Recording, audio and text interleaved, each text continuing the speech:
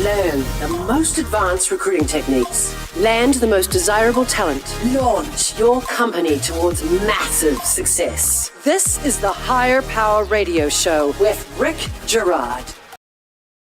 It is no secret that diversity sparks innovation and fuels business growth. But diversity for the sake of image or social pressure is dangerous.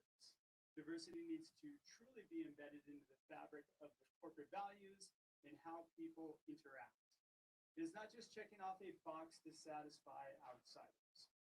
This is the most dangerous when someone is hired simply for their gender or race without consideration of what the individual's position to contribute. Values are misaligned, expectations are miscommunicated, and voila, let the nightmare begin. Costly mistakes that result in wrongful terminations and hostile work environment lawsuits. I'm Rick Girard, and welcome to the Higher Power Radio Show. We help entrepreneurs and business leaders win the strongest hires by sharing insights from top-performing rebel entrepreneurs, game changers, and industry leaders like our guest today, Ms. Vanesa Klein. She's an executive recruiter and partner for Calibre One.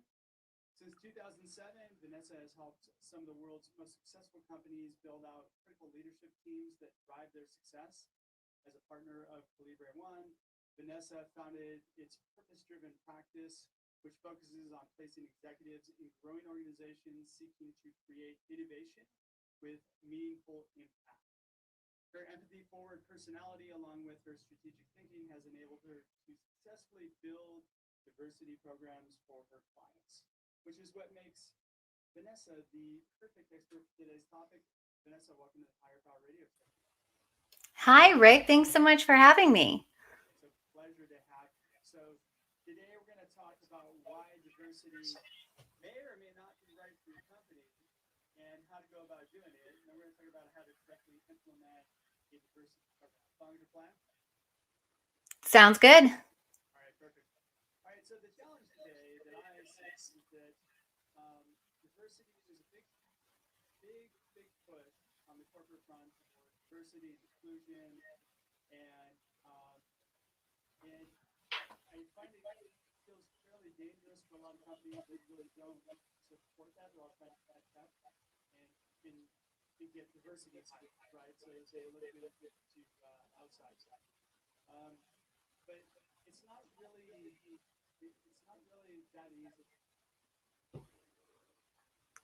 Rick, I think what I heard you talk about was it's not as easy as you might think to recruit diverse executives. No, I said it's not really that easy to just all of a sudden make diversity, right?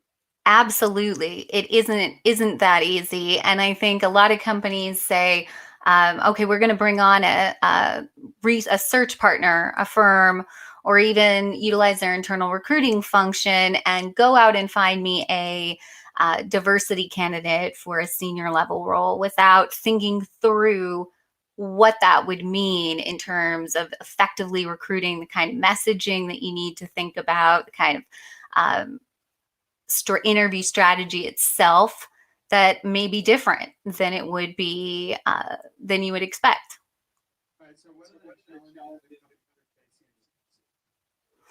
Well, in terms of recruiting, the challenges that companies face in recruiting diversity candidates onto their executive teams, there are quite a few. And that starts with, first of all, we're talking about a candidate pool that's substantially smaller, as we all know, or you wouldn't be targeting a diversity candidate if there were tons to be found. So you're already looking at a smaller pool. And then you have to think about, for instance, I had a client that's an all-male leadership team and they wanted to hire a woman onto that team. Well, does the culture support that?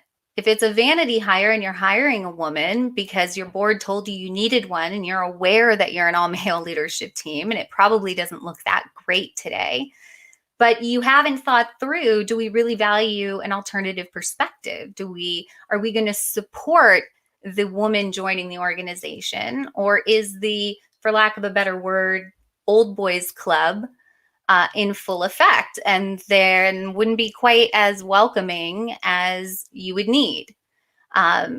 And then you have to think about, if you are a woman and you are already at a senior level, let's say a CFO, and you're thinking about if you would make a career move, if the company recruiting you is an all-male leadership team, you're going to ask the question, am I being recruited because I'm a woman and they need a woman on that leadership team?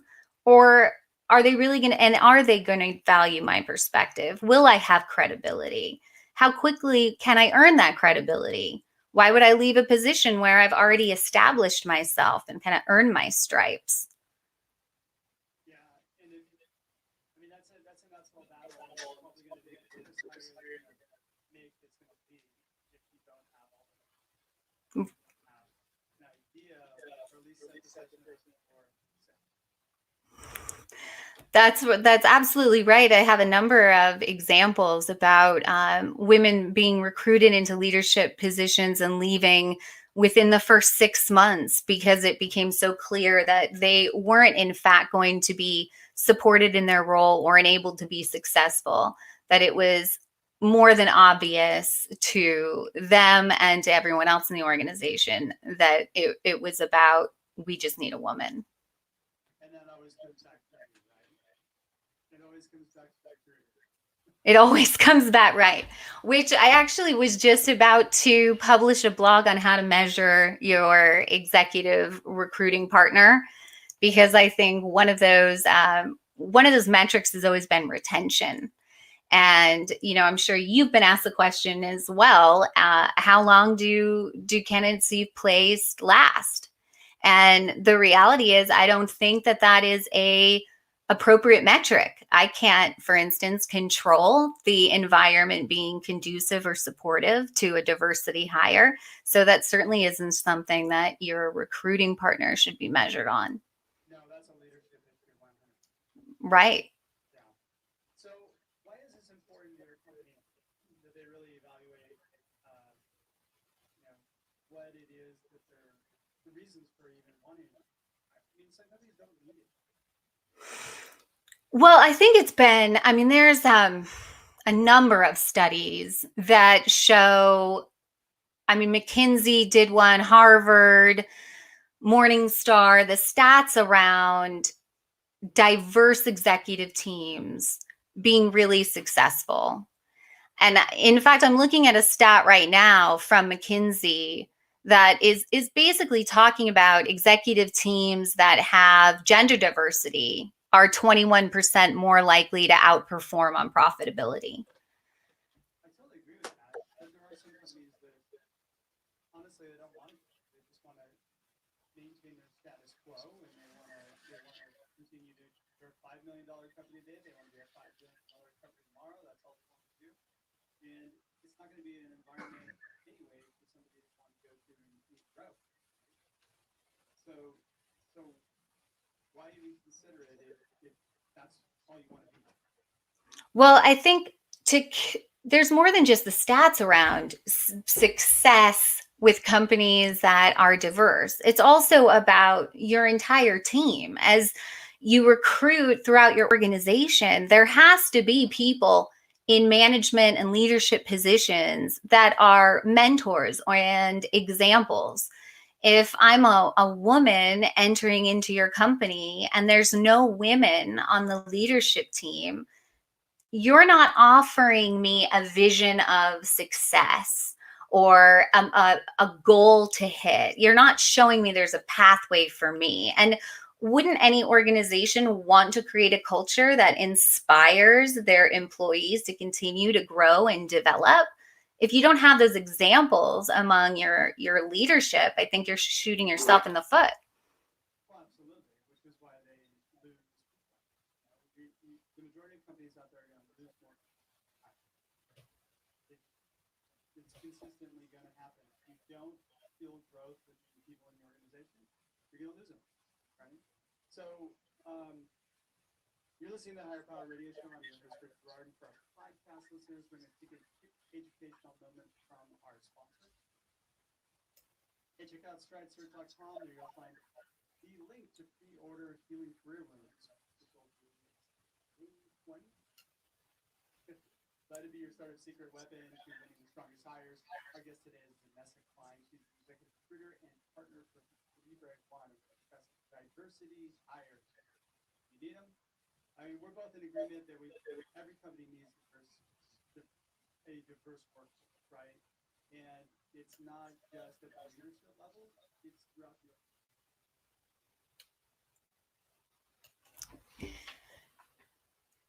Agreed. Agreed. We're having a little technical difficulties here. She's having a hard time hearing me. But so you're agreeing though that we all want we all need this diversification throughout the organization at every level. And it's probably best to build that, especially if you're a startup executive, it's best to build that from the onset. Absolutely. Do that is to eliminate bias. I mean, you really have to have a hiring process that's 100% bias, eliminating, getting yourself out of that mindset too, just going to seats for debate, diversity's sake. Needs to go away. People need to be value aligned, and then you have to empower people, which is what I think you were saying right now, correct?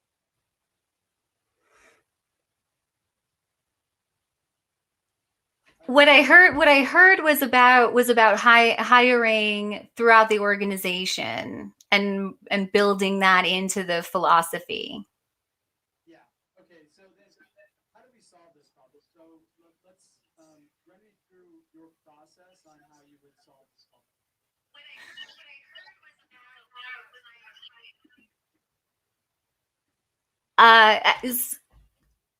So I think that the best and most impactful and meaningful way to make sure you're building a diverse workforce is by implementing a strategy in recruiting junior level people into your organization that are diverse.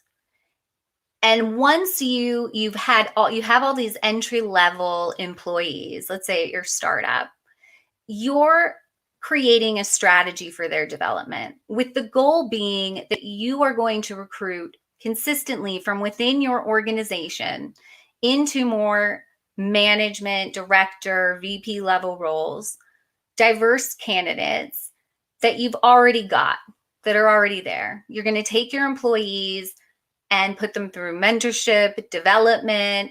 It could look like having different roles within the organization and different functions. Groom and cultivate the talent that you've got today. And ultimately, that results in a diverse company rather than saying, we need to bring in a female CFO or an African American head of marketing. You can do that, but ultimately the most effective thing to do is to start from the very beginning and recruit people early in their careers and groom them into the people that you will ultimately need. Which is a long view, right? You need to take an approach where you're going to invest in people. But what if you need somebody? Yeah. Guys, we're having what if you need somebody at the leadership level? What if you need somebody at the leadership level and you can't take that long view and it's we need to hire someone immediately, then it's time to talk about how we're going to do that. And when you bring on, you'll most likely use an executive search firm. And you need to work with somebody who understands recruiting diverse executives, first of all, and then listen to what they have to say. Because what you're going to hear is that the process may take a little bit longer. And you need to set up an interview strategy that's going to be friendly. So, for instance, a woman typically would like to talk to more people in an organization than a man would. So, knowing that you're going to have a slightly different interview structure than maybe you have in the past. And then there's going to be some more obstacles in order to get that candidate on board. So, you're looking for somebody normally that's already doing that job somewhere else. And so we're going to identify who all of those people are. And the idea is What are we offering them that they're not already getting in their current role? But there's some additional context to that. So for example, a woman is not only looking at what else does this role provide, but what's the environment, like we talked about earlier, that we're walking into. She's going to want to understand how difficult or easy it will be to establish credibility and how much support she has throughout the organization, and if there's advocates on the team. But isn't that based on the individual, though, really? Some individuals, that's more important to them, but some it's not. Right? So just in general, that might be something, but not necessarily every woman is going to fit the same type. Well, that's true. I think it's hard to ever say always. I would say more in general, that at least in my experience recruiting women executives, there are a slightly different set of questions that they want to have answered than the men that I recruit. There is more of an in-depth understanding of the culture that they seem to want, generally speaking, than a man does. And what I find challenging is about working with clients who don't understand the importance of that slight shift and are not willing to accommodate it. And if they're not willing to accommodate that, what were you going to ask? No, you said slight. So what is that slight step?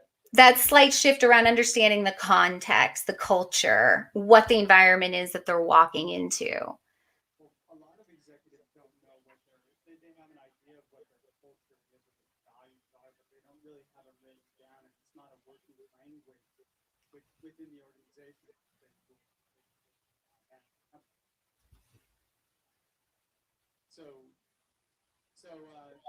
There is. Can you hear me better now? A little bit. Okay. So a lot of companies have issues where like they really don't know what their culture is, right? So what ends up happening is that um, they they they don't know how to effectively evaluate people for that alignment. I think what I heard you say was that companies don't always know how to evaluate for culture fit. Yeah. And I think that's absolutely true that they don't. And I think that's part of what the value of a search partner can do is help them articulate that. What I mean is about, in general, women wanting to better understand the culture, not through how it's described, but through their interactions with the rest of the team. Sure. And in the interview process, a lot of times people will end up showing their best, they're putting their best foot forward and trying to impress them as opposed to giving them an accurate view of what that environment is. That you often get the best foot forward in the interview process. Yes, and that is true. I find that at the executive level, candidates are sophisticated in their ability to assess culture, and by cueing in on language or tone and communication cadence. So I have yet to. Well, that's not true. I have had the experience of women, as I mentioned, join a company thinking it would be a different culture than it ended up being. So that certainly happens. But I think both my ability to judge that and understand has grown throughout my career, and candidates, I think, are getting much smarter about it now. All right, what about the interview process itself? In my mind, it's really important that you take this value alignment first stand on how you're going to interview a person. And values come in every flavor of person. It doesn't matter if it's a male or female or skin color or gender, like whatever. You want people that align with values for the organization. And that eliminates bias by itself. think it's really important is understanding the person's position and what's important to them, like you mentioned, before the pitch. And a lot of times we get into selling mode and we try to really get people to want to join our company because we need to fill the role. And that's what we get into. And then finally, I think it's most important, you provide a path to success for every person you hire. Like you said, if you're hiring people at the junior level and cultivating them and moving them up, you'll be successful.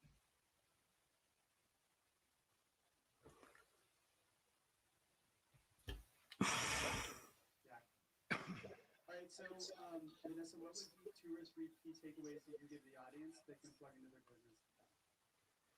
The 2 or 3 takeaways to give the audience, I think, are what you just mentioned, the bottom-up approach, and making sure that you're designing and implementing a strategy around developing diversity candidates in your organization. It's not just about looking outside of your company to add diversity. It's about creating that long-term strategy. And when you do set out to recruit diverse leaders, that you're prepared for that a slightly longer search process and a more collaborative process. And the third thing would be looking through the criteria that you've set out when you're recruiting somebody through that lens of diversity, and realizing that, for instance, you might have a white man who went to the top tier universities and went immediately into a very sexy, hot tech startup. And you might have an African-American woman who did not go to the same universities and went to a different company and did significantly more with fewer resources, and being open to these different profiles rather than saying everyone has to check particular boxes that may not be conducive to diversity candidates. Yeah, there's no reason to screen out until somebody's talking. All right, Vanessa, thanks so much for your time today, and I want to welcome you to the Higher Power Radio community. Sorry, guys, we have some technical difficulties. She's had a hard time hearing me today. Vanessa, what would be the best way in which members of the audience could reach you? You can find me at vanessaklein.com or at caliber1.com. I'm at both places. Perfect. All right, I want to thank our listening audience for listening to this week's episode of Higher Power. Thanks to our team, Ryan Colburn, Andrea Vallon, and Ayla Gerard. If you're listening to the podcast, please subscribe, review, and share. After all, we're listening, and this show is for you, Mr. and Mrs. Entrepreneur. You can join the Higher Power Radio community at Higher, H-I-R-E, Power, P-O-W-E-R, radio, R-A-D-I-O.com, or drop me an email at rickatstridesearch.com. Next Tuesday, I guess, is going to be Patricia Demont. She is the founder and CEO of Bestseller in Rick Gerard. You have been listening to the Higher Power Radio show. Aloha.